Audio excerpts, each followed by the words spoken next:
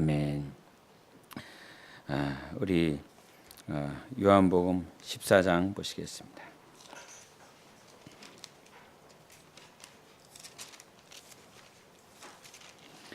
요한복음 14장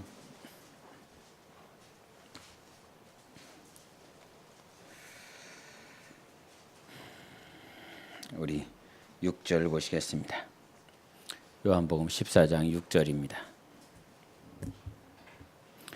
같이 합독하시겠습니다. 시작. 예수께서 이르시되 내가 곧 길이요 진리요 생명이니 나로 말미암지 않고는 아버지께로 올 자가 없느니라. 아멘. 네. 우리가 신앙생활하면서 가장 두려운 것은 무엇일까 가끔 이렇게 생각해 보게 됩니다. 뭐가 여러분의 신앙생활하면서 가장 두렵습니까? 저 같은 경우는 여러 가지들이 있겠지만 말씀이 말씀으로 안 들릴 때, 하나님의 명령이 명령으로 안 들려질 때, 내 양은 내 음성을 듣고 나는 그들을 안다라고 말씀을 해주셨는데, 내 양은 내 음성을 듣지 못할 때, 그때가 가장 두렵고 가장 떨립니다. 왜냐하면 내가 잘못 가고 있기 때문에 주님의 말씀이 안 들리는가, 아니면 교만하기 때문인가 라고 하는 여러 생각들을 마음 가운데 하게 됩니다. 그래서 우리가 새로운 것을 자꾸 찾으려고 하는 이유는 무엇이냐면, 새로운 것을 볼 때는 새로운 그 맛에 잘 보여지는 것 같고 잘 들려지는 것 같고, 또 세상에서도 먹어보지 않은 음식을 먹으면 참 신기하고 맛있고 새롭고, 야, 이 세상에 이런 맛도 있구나 라고 하는 것처럼 그렇다 이 말이죠. 그런데 이 하나님의 말씀은 1.1획도 변함이 없고 영의 말씀이라 날마다 듣는 말씀이 그 말씀 같고, 또 내게 들려지는 것이 똑같고 그렇습니다. 그래서 설교하는 게 가장 힘든 건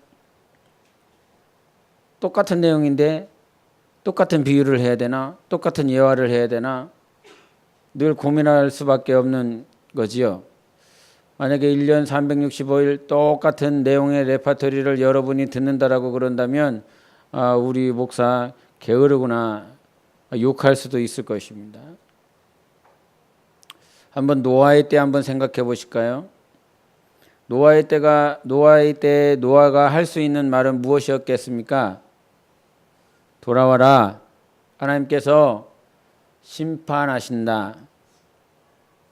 그래서 내가 방주를 아라랏산에 만드니까 너희들 다 주님께로 돌아오라. 이 한마디밖에 더 있겠습니까? 돌아와야 된다.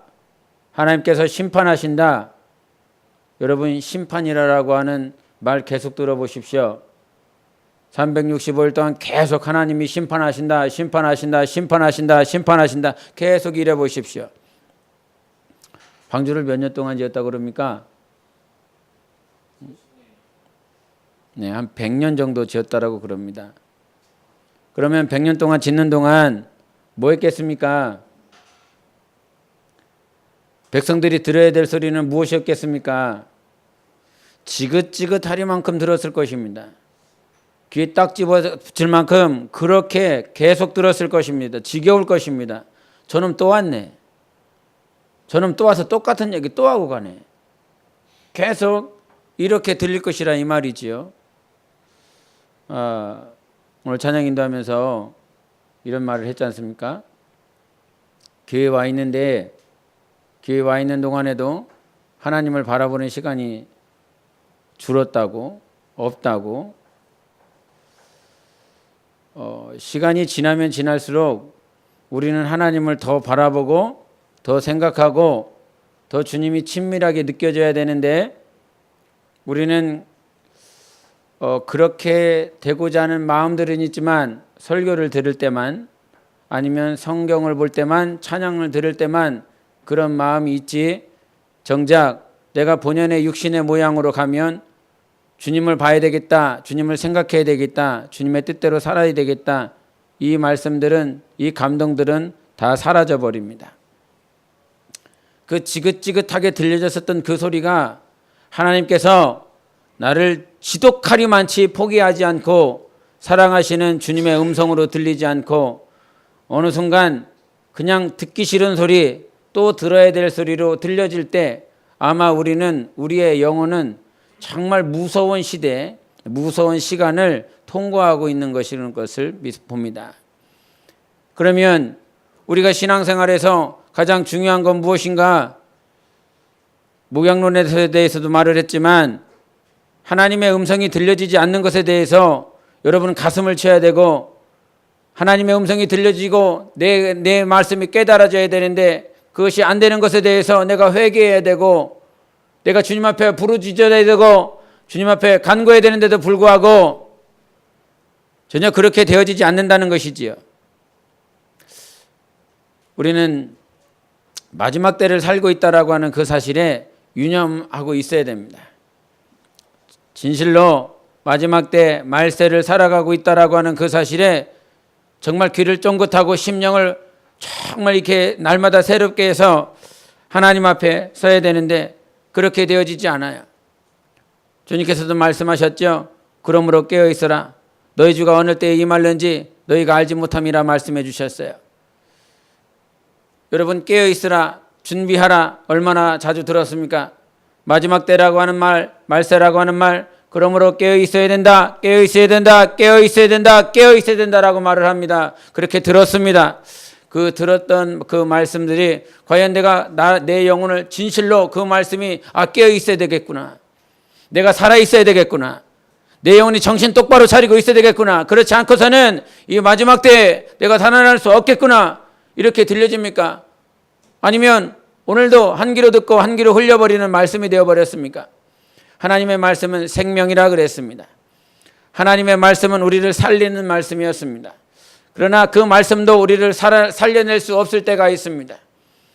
말씀은 분명히 살리는 것인데, 말씀은 내 심령과 골수를 쪼개는 말씀인데 내 마음의 생각과 뜻도 판단하시고 가르쳐 주시고 해결해 주시는 분이신데 그 말씀이 내게 전혀 영감도 없고 살리지도 못합니다. 우리가 그래서 제가 개인적으로 과연 우리가 신앙생활하면서 가장 두려운 것이 무엇인가라고 하는 거예요. 무엇이 지금 가장 두렵고 무엇이 내가 지금 하나님 앞에서 이 경외함과 전혀 상관없는 그런 삶을 살아가고 있지는 않은지. 여러분, 전하는 사람도 답답한데 주님은 얼마나 답답하시겠습니까? 이거 한번 생각해 보셨습니까? 사람도요, 이렇게 앉아서 대화하고 앉아서 보고 있으면 이 사람이 듣고 있구나, 이 사람이 깨닫고 있구나, 이 사람이 집중하고 있구나, 이게 다 보입니다. 그렇지 않겠습니까? 다 그러잖아요. 이 사람 지금 정신 차리고 똑바로 듣고 있고 하나님의 말씀으로 듣고 있어. 근데 어떤 사람은 눈만 떠 있지, 눈만 떠 있을 뿐이야. 그냥 눈만 있는 거예요. 심령 가운데 하나님의 말씀은 전혀 안 들려요. 사람도 이렇게 분간이 됩니다. 사람도 이 사람 듣고 있구나, 이게 다 보입니다. 그럼 하나님은 얼마나 답답하시겠습니까? 사람은 육신이 있어서 눈 뜨고 있고 이게 집중하는 모양이 이렇게 사람 앞에 보일 수 있겠지요. 그러나 집중하는 모양과 전혀 상관없이 그 마음 가운데 하나님이 없고 하나님을 향한 마음들이 전혀 없다라고 한다면 하나님 얼마나 답답하실까요? 그런 생각을 해봅니다. 얼마나 답답하실까? 얼마나 가슴을 치실까? 말씀을 하시는데 말씀이 안 들리는 그때 얼마나 답답하실까요? 우리가 신앙생활에 정말 여러분 이렇게 더운 시간들, 폭염의 시간들을 이렇게 보내고 있습니다. 아마 육체가 피곤할 수 있습니다. 육체가 지칠 수 있습니다. 그러면 그럴수록 우리는 정신 바짝 차리고 살아야 되는데 정신을 바짝 차리기보다는 그냥 그 시간에 맞춰서 이렇게 살아가고 있다 이 말이죠. 주일날 말씀에 이런 말씀했습니다. 공의로 심고 인애로 거두라 말씀하셨어요. 여러분 어떤 공의를 심으셨습니까? 공의라고 하는 단면을 주일내 말씀드렸어요. 공의라고 하는 건 나의 수고와 나의 노력과 나의 열심이 아닌 예수 그리스도의 피로, 십자가의 피로 화평을 이루신 그 하나님께서 오늘도 자기 앞에 나와서 자기와 화목되기를 원하시는 것을 하나님이 참 기뻐하신다라고 하는 그 말씀들이었습니다.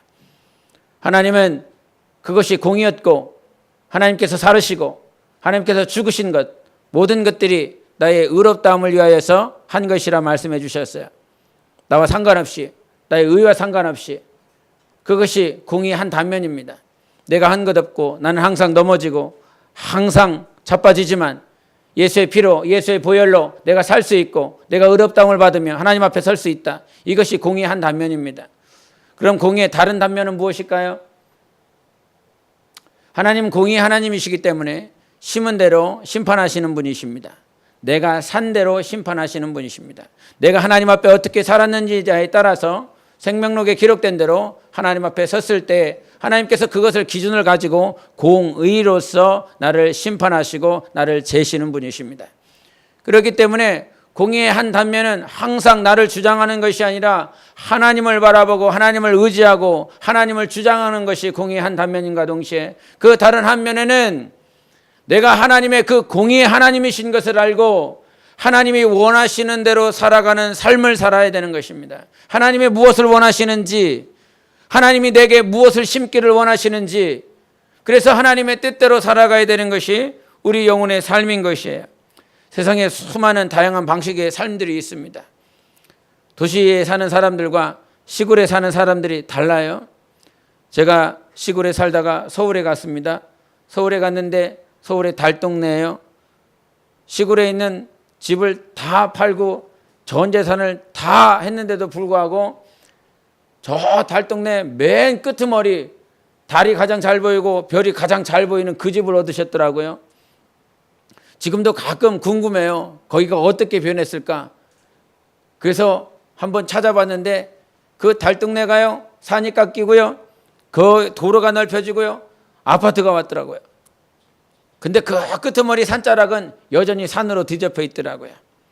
시골에서 맨 처음에 올라왔는데 시골에서는 늘 흙탕물에 먼지에 이렇게 지내다가 서울에 왔는데 그런 것이 하나도 없어요. 너무 좋더라고요.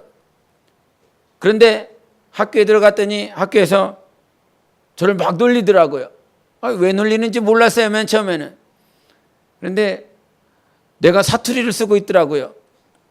전라도 사투리를 써가면서 애들을 막 자꾸 얘기를 하고 있더라고요. 아, 내가 사투리를 쓰고 있구나. 학교에 갔는데 생전 먹어보지 못한 우유가 나왔어요. 팩에, 종이 팩에.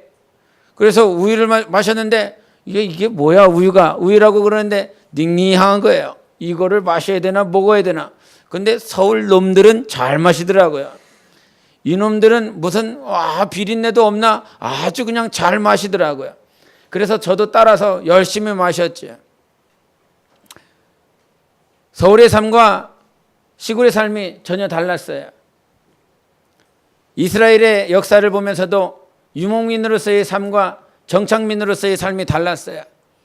유목민으로서 살아있을 때는 양떼를 잘 치는 것이 그들에게 가장 중요한 문제였어요. 그러나 정착민으로 살았을 때에는 농사를 어떻게 져야 되나, 어떻게 먹고 살아가야 되느냐, 그래서 우물이 중요했습니다. 그리고 늦은 비와 이른 비가 여러분에도 성경에 보이는 것처럼 그 천지의 날씨가 중요했습니다. 이른 비가 와야 되면 이른 비가 와야 됐고 늦은 비가 와야 되면 늦은 비가 왔어야 됐습니다. 그래서 그들은 그 가나안 땅에 있었던 사람들, 농사지었었던 사람들에게 가장 중요했었던 것은 날씨였어요. 특별히 비였습니다. 그래서 그들의 삶도 여전히 달랐어요. 요즘은 매스컴으로 드러나는 게 양성평등이 성평등으로 이렇게 바뀌어 나가고 있습니다. 이제 공포만 하면 된다고 그러더라고요. 양성평등은 남녀를 구분하지만 성평등은 그 남녀 구분이 없습니다. 게이든 레즈비언이든 전혀 상관하지 않습니다. 성의 종류가 수십 가지예요. 그들의 삶을 말을 합니다. 내 삶이 있다고. 나는 내 성은 이렇다고. 그러면서 자기의 성은 이렇다라고 주장을 하고 있습니다. 여러분, 삶의 방식입니까? 삶의 양식이 다른 것입니까? 마치 정창민과 유목민의 삶처럼 다른 것과 같이 그렇게 동일하게 인식되어집니까? 우리가 과연 어떻게 살아야 되는가? 서울 사람과 시골 사람의 삶의 양식이 달라요. 정창민과 유목민의 삶이 달라요. 그러면 그 삶의 방식이 다르다라고 해서 삶의 기준, 우리 영혼의 기준이 달라서는 안 되는 것입니다. 우리가 타협해야 될 것이 있고요, 타협하지 말아야 될 것이 있습니다. 내가 곧 길이다. 이것은 타협하면 안 됩니다. 예수만이 길이십니다. 예수만이 진리십니다. 예수만이 생명이십니다. 이것이 타협되어져서는 절대 안 되는 것이지요. 그래서 우리가 신앙생활하면서 하나님, 내가 예수께서 길이라고 말씀하셨기 때문에 그 길이 되신 예수 따라갑니다. 생명 대신 생명 오직 예수 안에 있기에 다른 것에서 생명을 구하지 않습니다. 오직 생명 대신 예수만 찾습니다. 그래서 삶의 수많은 본질과 수많은 방식들이 있지만 삶의 본질은요, 하나님께서 우리를 부르시고 이스라엘 백성들에게 그를 시험하시고 낮추신 이유가 무엇이었습니까? 그의 명령을 지키는지 지키지 아니하는지 그거 알고자 하심이었어요. 하나님께서 광야에서 그들에게 만나를 먹이신 이유는 무엇이었습니까? 사람이 떡으로 사는 것이 아니라 여호와 입으로 나오는 모든 말씀으로 사는 것을 네가 알게 하려 함이라 말씀해 주셨지요. 이것이 본질입니다. 사람이 떡을 의지해서 사는 것이 아니라 하나님의 말씀을 의지하여 사는 것이 삶의 방식이고요, 삶의 본질인 것입니다. 떡을 따라서 사는 것이 아니라, 떡을 위해서 사는 것이 아니라 하나님의 말씀을 따라 살아가는 것을, 그 말씀 따라 살아가야 된다라고 하는 그 사실을 우리가 알았으면 좋겠다는 것이지요. 말씀이 기준이 되고 말씀을 따라 사는 그 삶을 우리 주님께서 요구하시는 것이 내 영혼의 삶의 본질인 것입니다. 그 본질을 잊지 않아야 되는 거지요. 떡을 위해서 사는 것이 아니라, 떡대로 사는 것이 아니라, 떡을 여기서 많이 주면, 떡을 저기서 조금 주면, 그래서 이리 갔다 저리 갔다 하는 것이 아니라 내 삶의 기준은 말씀인 것입니다. 여호와의 입으로 나오시는 그 말씀이라 이 말이지요. 그 말씀을 따라 살기 원하십니까? 그 말씀을 따라 정말 목숨 걸며 살아가기를 원합니까? 그렇게 살기를 우리 주님께서 요구하시는 것이에요. 내 삶에 작동이 되어야 될 순간들이 있습니다. 우리도 이렇게 교회를 왔다 갔다 하면 이게 엘리베이터든지 아니면 계단이든지 센서 등이 작동을 합니다. 사람이 움직이면 센서가 작동해요. 그래서 불이 켜져요. 그러다 아무런 동작을 하지 않으면 그 불이 꺼지지요. 내 영혼에도 센서가 있으십니까, 여러분? 뉴질랜드에 갔더니 그 뉴질랜드에서 하나님이 참 좋은 시간을 주셔서 운동을 열심히 했습니다. 하루도 빠지지 않고 1시간씩 달리기를 했어요. 달리기를 해서 1시간 달리면 이 언덕을 이렇게 내려갑니다. 언덕을 내려가서 도로를 달렸다가 그 도로로 다시 돌아와서 다시 언덕 위로 올라와서 이 1시간을 달립니다. 그런데 이 도로 주변에는 보이지 않던 개들이 언덕에는 참 많이 있어요. 그래갖고 그런데 그 언덕배기에 저 푸른 초원 위에 정말 개들이 많아요. 그래갖고 처음에는 우리가 보통 달리다 보면 개들이 따라오지 않습니까? 근데 작은 개도 아니고 막 큰 개들이 잔뜩 있는 겁니다. 이거를 뛰어야 되나 걸어야 되나, 내가 이거를 운동을 해야 되나 말아야 되나 조심스럽더라고요. 그래갖고 맨 처음에는 다 가다가 첫날 갔는데 저 앞에서 개들이 이렇게 쳐다보고 있는 거죠. 이거를 가야 되나 말아야 되나. 그러니까 못 갔습니다. 제가 과거에 어렸을 때 개한테 물어본 그 아픔이 있어갖고 개만 보면 무서워요. 그래갖고 못 갔습니다. 이거를 어떻게 해야 되나, 운동을 하고 싶은데. 그래갖고 뉴질랜드 친구한테 물어봤습니다.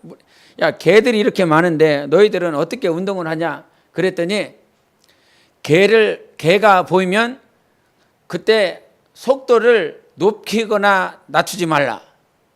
속도는 일정하게 유지하라. 그리고 개의 눈을 쳐다보지 말라. 개의 눈을 쳐다보는 즉시로 달려든다. 그래서 그 두 가지를 알고 갔습니다. 그 두 가지를 가고 저기 개가 있다. 그러면 두말하지 않고 일정한 속도로 뜁니다. 마찬가지로 개의 눈을 쳐다보지 않습니다. 개가 나를 따라오든 말든 개 눈을 쳐다보지 않습니다. 그랬더니 정말로 아무 일 없이 그렇게 가더라고요. 그렇게 한 석 달, 넉 달을 운동을 했던 것 같습니다. 무슨 얘기하고 싶냐면 저 개도 나타나면 내가 이렇게 살아야 되겠구나, 이렇게 달려야 되겠구나, 내 마음이 작동을 하더라 이 말이죠. 운동을 해야 되니까요. 여러분, 우리 영혼의 센서는 살아 있습니까? 아니면 죽어 있습니까? 하나님의 말씀이 내 영혼에 올 때 센서가 작동을 하고 있습니까? 하나님의 말씀이 없으면 지금 내가 죽었구나, 내가 암담하구나, 정말 영혼의 센서가 얼마만큼 작동하느냐 이 말이에요. 하나님은 우리가 떡을 위해서 사는 것이 아니라 여호와 입으로부터 나오는 오늘 말씀, 모든 말씀을 가지고 살기를 원하셨습니다. 이게 삶의 본질이지 않습니까? 내 영혼의 본질이지 않습니까? 그렇게 살아내기를 우리 주님께서 요구하고 계시는 것입니다. 그래서 삶의 수많은 방식들이 있고 삶의 다양한 가치 기준들이 있지만 우리가 절대적으로 포기하지 말아야 될 것은 하나님의 말씀을 가지고 살아가는 거예요. 그 말씀이 여러분 귀에, 여러분 심령에 들리기를 원합니다. 그렇게 살아갈 때 우리 하나님께서 진정 그 말씀대로 인도하시고 하나님의 뜻이 이루어질 때 우리의 영혼을 초청하시고 그렇게 하나님의 일을 이루어 나가십니다. 여러분, 우리가 소망이 있어야 될 것입니다. 이 땅에 살아가면서 정말 소망이 있는가? 소망은 예수시지요. 소망은 예수라 믿습니다. 정말 그 예수가 되시기를 바랍니다. 소망이, 물질이 없어도 예수가 소망입니다. 내 가정에 어려움이 있어도 예수가 소망입니다. 이때를 살아가면서 자기 자신을 부인하고 부정하고 내려놓는 삶을 살라고 주님께서 요구해 주셨습니다. 말씀해 주셨습니다. 네 자신을 부정하고 네 자신을 내려놓는 그 삶을 살아가고 있는지 우리 항상 내 자신을 지켜볼 수 있어야 됩니다. 내가 지금 포기하나? 내가 지금 내려놓나? 때가 되면 될수록 자기 것 찾고 자기의 소유를 찾는 그런 삶이 아니라 내어주는 삶, 하나님의 말씀이 그렇게 있었기 때문에 그 말씀대로 살아가는 삶, 삶의 방식에 대해서 여러분 자신을 한번 보기를 원합니다. 그래서 제가 말씀을 한번 이렇게 주님께서 주신 말씀을 찾는 것 가운데 세 가지를 한번 찾아보기 원합니다. 로마서 보겠습니다. 로마서 15장 보시겠습니다. 로마서 15장 4절입니다.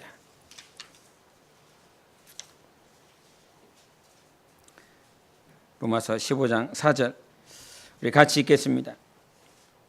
시작. 무엇이든지 전에 기록된 바는 우리의 교훈을 위하여 기록된 것이니 우리로 하여금 인내로 또는 성경의 위로로 소망을 가지게 함이니라. 아멘. 우리에게 소망이 있는데요.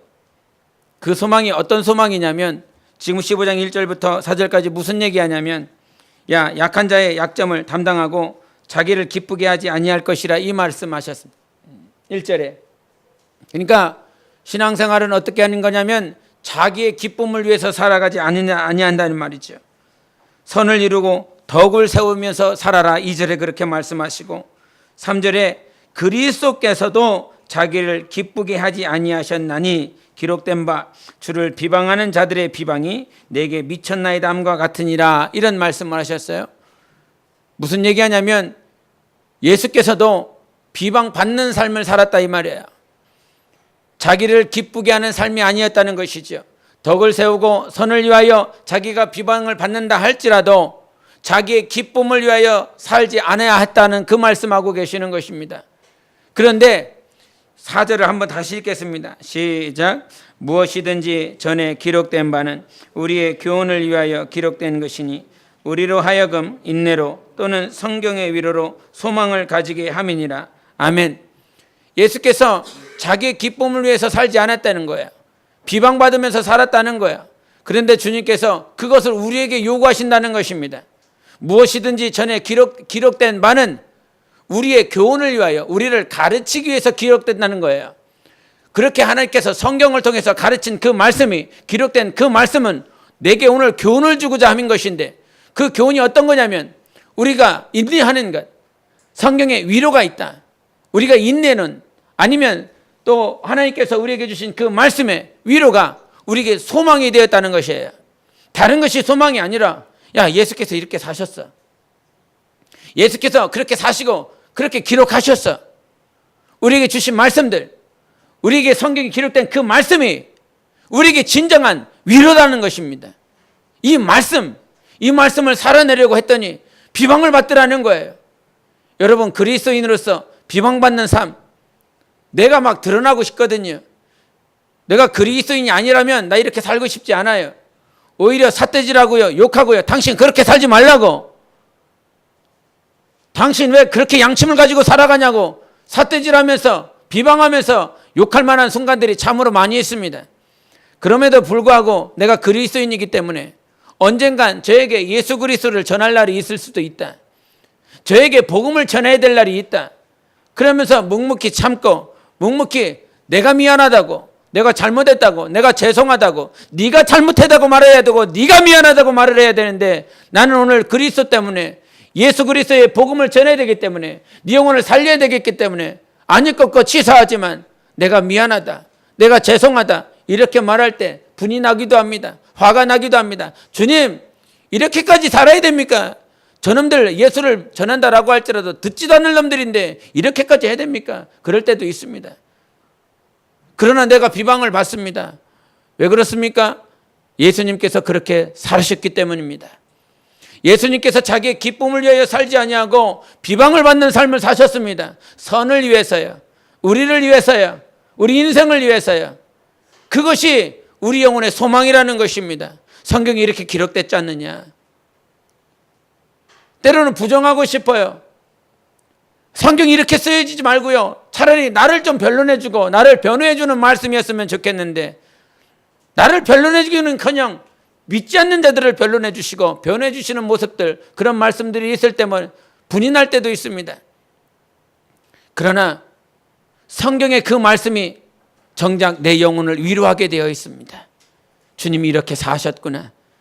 주님이 이 길을 걸어가셨구나. 이 길을 걸어가지 못하는 나, 주님의 말씀대로 살아가지 못하는 나, 삶의 방식을 우리에게 보여주셨지 않습니까? 삶의 양식을 우리에게 보여주셨어요. 분낼 수밖에 없는 상황이지만 오늘도 비방을 받는 이유는 예수님께서 우리의 소망이시기 때문인 것입니다. 그 소망을 따라 나는 사는 거예요. 그렇게 살아내시는 우리 모두가 돼야 되는 것입니다. 그래서 하나님께서 우리에게 보여주시는 그 방식들이 우리 삶 가운데 항상 체질이 돼야 되는 것입니다. 그리스도인으로서 살아가는 건 비방받는 삶입니다. 핍박받는 삶인 것입니다. 이 마지막 때에 그러한 삶을 살아내지 못하면 자기 자신이 살아서 자기의 영광을 위해서 살아낼 것입니다. 그러나 우리가 살아가는 삶의 방식의 두 번째는 무엇이냐면 하나님의 영광을 위해서 사는 거예요. 하나님의 영화로움을 위해서 사는 거예요. 그것을 로마서에서 말씀하고 계십니다. 앞에 우리 로마서 1장 보시겠습니다. 로마서 1장 21절부터 23절까지를 보시겠습니다. 로마서 1장 21절부터 23절입니다. 같이 읽습니다. 시작. 하나님을 알되 하나님을 영화롭게도 아니하며 감사하지도 아니하고 오히려 그 생각이 허망하여지며 미련한 마음이 어두워졌나니 스스로 지혜 있다 하나 어리석게 되어 썩어지지 아니하는 하나님의 영광을 썩어질 사람과 새와 짐승과 기어다니는 동물 모양의 우상으로 바꾸었느니라. 아멘. 하나님께서 건드려 주신 단어가 두 가지였습니다. 우리가 삶의 방식, 우리가 삶을 살아갈 때 가장 중요한 것은 두 가지의 삶이 있는데 하나님께 영화로움을 돌려드리라. 우리가 살아야 되는 본질은 하나님께 영광이라는 거예요. 그래서 그들은 하나님을 안다, 이런 표현을 하셨습니다. 하나님을 알되 하나님을 영화롭게도 아니하며, 이 말씀을 하십니다. 그래서 they knew God 그럽니다. 그들은 하나님을 알았다. 하지만 그들은 하나님께 하나님으로서 영광을 돌리지 않았다, 이런 말씀하십니다. 하나님으로서, 저분이 하나님이시다. 저분이 하나님이시기 때문에 하나님으로서 그분께 영화로움을 돌려드려야 된다, 이렇게 말씀하고 있는데 그들은 그렇게 하지 않았다는 거예요. 하나님께 영광이 되는 삶을, 그 초점, 그 목표를 잃어버렸고요. 두 번째 초점을 잃어버린 건 감사를 잃어버렸다는 것입니다. 하나님께 영광 돌리는 삶을 살지 않았고 하나님 앞에서 감사하는 삶을 살지 못하였기 때문에 그들은 마음이 어두워졌습니다. 그의 생각이 허망해졌습니다. 그래서 결과로서 썩어지지 아니할 하나님의 그 영광을 사람과 새와 짐승과 기어다니는 동물의 그 모양의 우상으로 바꿔버렸다라고 말씀하고 있어요. 마음이 어두워지니까요, 생각이 허망해지니까요, 자기가 지혜 있는 척하면서 결국은 어리석어졌어요. 마음이 어두워졌습니다. 생각이 허망해졌습니다. 그러므로 자기 스스로 자기를 높이며 자기가 지혜 있다라고 말을 합니다. 결과는 자기가 스스로 지혜 있는 것 같지만 어리석은 자가 되었어요. 어떻게? 썩어지지 않는 하나님의 영광을 썩어질 동물의 우상으로 다 바꿔버렸습니다. 우리가 믿는 그 하나님은 영광의 하나님이십니다. 썩어지지 않는 하나님의 영광으로 충만했습니다. 로마서 3장 28절에 이런 말씀하셨습니다. 모든 사람이 죄를 범하였음에 하나님의 영광에 다다르지 못했다고 말씀해 주셨어요. 죄를 범하니까요, 죄가 들어오니까요, 하나님의 영광에 나아갈 수 없어요. 이 말은 하나님의 그 영광이 충만하심에도 불구하고 하나님의 영광을 볼 수도 없고 하나님과 교제할 수도 없는 그런 존재가 되었다는 것이지요. 여러분, 어떻게 살아야 됩니까? 삶의 기준을 바꿔보십시오. 떡을 위해서 살지 말고요, 어떻게 하면 하나님을 영화롭게 할까? 삶의 기준을 바꿔보십시오. 오늘 감사가 안 나와도 하나님 감사합니다 고백할 수 있는 삶의 방식을 바꿔보십시오. 지금까지 몇십 년 동안 그렇게 살아왔지 않습니까? 기뻐할 만한 때 기뻐하고 감사할 만한 때 감사하는 그런 삶. 어떻게 하면 가정을 꾸려 살아갈까? 어떻게 하면 내 자식을 위해서 살아갈까? 이 녀석을 어떻게 하면 풀칠하게 할까? 그렇게 살아왔었던 것이 수십 년 동안 삶의 방식이지 않았습니까? 그런데 주님께서 말씀하셨습니다. 그들이 하나님은 안다는 거예요. 하나님은 알았다는 거예요. 하나님은 알았다라고 말을 하지만 그들의 삶의 방식은 하나님께 영화로움을 보여주지 않냐고, 하나님 앞에 감사하는 삶을 살아가지 않았다는 거예요. 그러니 그의 감사도 잃어버렸고 하나님 앞에 영광스러운 삶도 다 잃어버렸기에 그 생각이 허망해졌어요. 허망이 무엇입니까? 망상을 품고 있는 거예요. 헛된 것을 품고 있는 거예요. 그 생각이요. 생각의 진짜를 쫓지 않고 참을 쫓지 않고 허망한 것, 헛된 것, 망상을 품고 있다는 것이지요. 우둔해진 건 무엇입니까? 그 우둔한 마음들이요. 미련한 마음이 우둔해졌어요. 어리석은 마음이었어요. 여러분, 삶의 방식이 바꿔지지 아니하면 절대로 하나님의 영광을 위해서 사는 것 같고 하나님을 위해서 사는 것 같지만 그거 거짓이라고요. 내 삶의 가치 기준을 어디다가 세우라고요? 하나님께 영광 돌려야 된다. 하나님을 영화롭게 해야 된다. 어떻게 하면 하나님을 영화롭게 할까? 우리는 고민하고 하나님 앞에 무릎 꿇으며 하나님이 어떻게 하면 내 삶을 통해서 하나님을 영화롭게 할 수 있겠습니까? 고민하셔야 됩니다. 기도하셔야 됩니다. 그러지 아니하고서는 스스로 나는 지혜 있는 것 같으나 하나님의 영광을 저 동물로 바꿔버렸었던 이방인들과 전혀 다를 바가 없습니다. 삶의 방식 어떻게 바꿀까요? 어떻게 바꿔낼까요? 하나님께 영광되지 않는 삶은 쓰레기입니다. 내가 가진 것, 내가 배운 것, 많은 것들이 있습니다. 그런데 사도 바울의 고백처럼 다 배설물로 여긴다라고 말씀해 주셨습니다. 여러분이 가지고 있는 그 물질, 하나님의 영화로움을 위해서 사용하지 않는다면 그거 쓰레기입니다. 내가 가지고 있는 지식들, 주님을 위해서 사용하지 않는다라고 한다면 쓰레기입니다. 그 쓰레기를 붙잡고 쓰레기를 가지겠다고 쓰레기를 보물창고에 쌓겠다고 열심히 수고하고 애썼으나 하나님은 한 번도 여러분의 것을 사용한 일이 없습니다. 주님께 사용받는 삶이 되시기를 바랍니다. 주님께 사용받아야만 하나님께서 나의 영혼에 기억하여 주시고 그 공의가 이루어지는 거예요. 하나님께 사용받는 것만큼 내가 공의의 하나님 앞에 설 수 있는 것입니다. 마지막으로 건들고 싶은 것이 갈라디아서 6장 14절입니다. 같이 보시겠습니다. 갈라디아서 6장 14절.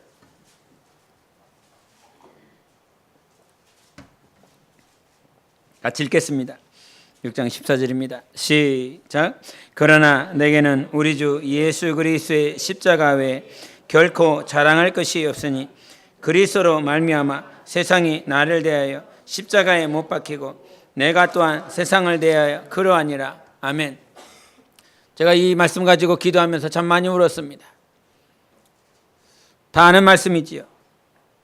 내게는 우리 주 예수 그리스도의 십자가에 결코 자랑할 것이 없으니 그리스도로 말미암아 세상이 나를 대하여 십자가에 못 박히고 내가 또한 세상을 대하여 그러하니라. 이런 말씀을 하셨습니다. 이 말씀이 무슨 말일까?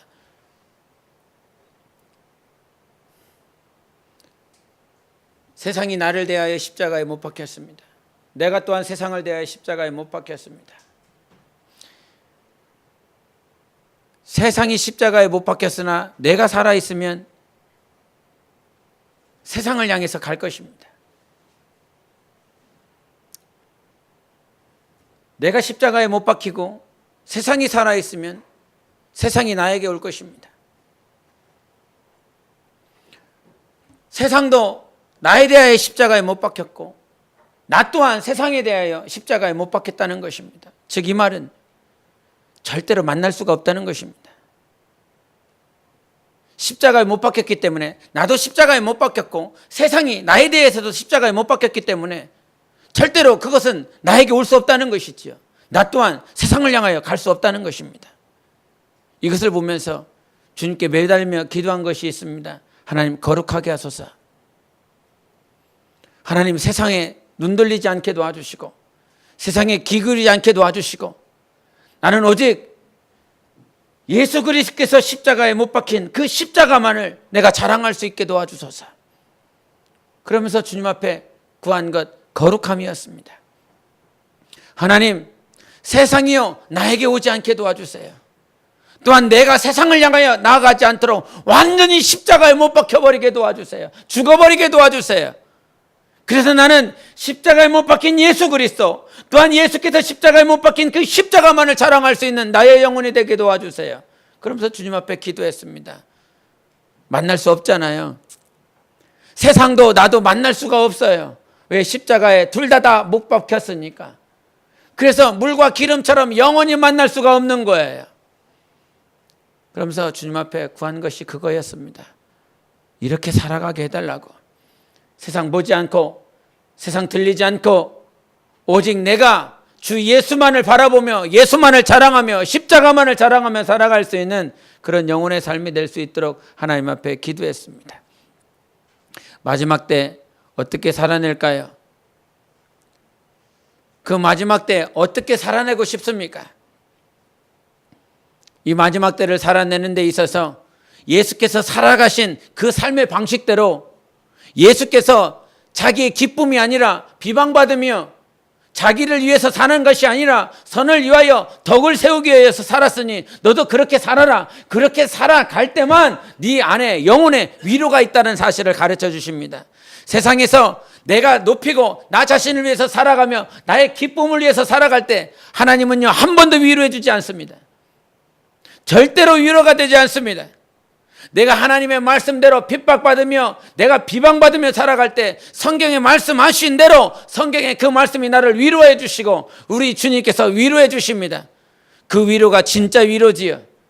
그 누구가 그 어떤 것으로 바꿀 수 없는 위로가 되고 기쁨이 됩니다. 그것이 진짜 기쁨이 됩니다.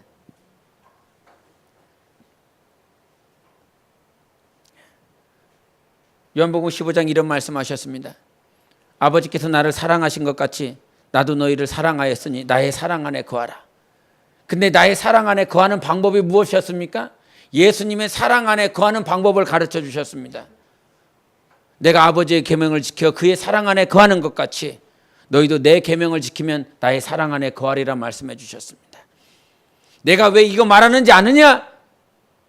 내 기쁨을 너희 안에 충만하게 하려면 말씀해 주셨지요. 하나님의 기쁨이 진짜 기쁨입니다. 내가 세상에서 받는 그 기쁨이 기쁨이 아니라요. 온 100만 원짜리 아니면 200만 원짜리 사 입고 입었었던 그 기쁨이 기쁨이 아니라요. 좋은 차, 작은 차에서 큰 차로 바꿔 탔을 때 그 기쁨이 기쁨이 아니라요. 동생을 만났었더니요, 동생이요 아주 차를 멋있는 거 가지고 왔더라고요. 2천만 원짜리 그 중고차 끌고 다니는 줄 알았더니 어느 순간 차가 바뀌었어요. BMW 1억짜리를 몰고 왔더라고요. 검은 차로요. 예? 이거 1억 되는 차를 어떻게 샀을까 싶었더니 한 달에 뭐 리스차라고 그러나 한 달에 100만 원 이상 그거를 할부를 바꿔 이렇게 갚아가면서 1억짜리를 몰고 다니더라고요. 여러분 제가 어떻겠습니까? 이야, 좋았습니다. 부러웠습니다. 안 부러워요? 1억짜리 보면 부러울 수 있습니다.